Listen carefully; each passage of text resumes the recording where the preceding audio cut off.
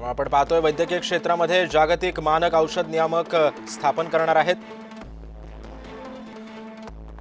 भारताला औषध निर्मितीचं हब सुद्धा बनवू शकणार आहेत।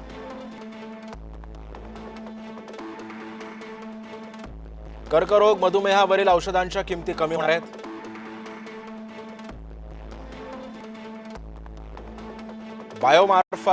बायोफार्मा शक्तीसाठी 10,000 कोटींची तरतूद करण्यात आलेली आहे। बायोफार्मातील संशोधन वाढवण्यासाठी 3 नवीन शैक्षणिक संस्था सुद्धा उभ्या करणार आहे।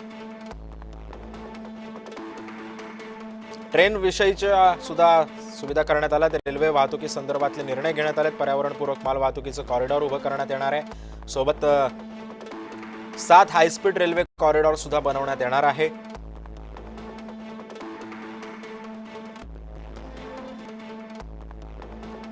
पुणे मुंबई हायस्पीड रेल कॉरिडॉरची मोठी घोषणा सुद्धा करण्यात आली। रेल्वे वाहतुकी संदर्भामध्ये सुद्धा अनेक बाबींचा विचार केला गेला। तर शिक्षण क्षेत्रासाठी सुद्धा शैक्षणिक क्षेत्रासाठी तरतुदी करण्यात आल्या। शिक्षण ते रोजगारीसाठी उच्चस्तरीय समित्यांची स्थापना करण्यात येणार आहे। सोबतच विविध क्षेत्रामध्ये तरुणांच्या कौशल्य विकासावरती सुद्धा भर देण्यात येणार आहे। भारताला मेडिकल टुरिझम केंद्र सुद्धा बनवण्यात येणार आहे।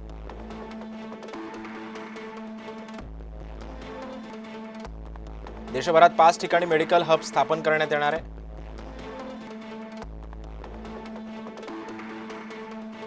आयुर्वेदाचे शिक्षण देणाऱ्या 3 नव्या संस्था स्थापन करण्यात येणार आहेत। डॉक्टर आणि अन्य लोकांना वैद्यक क्षेत्रामध्ये रोजगार सुद्धा मिळेल।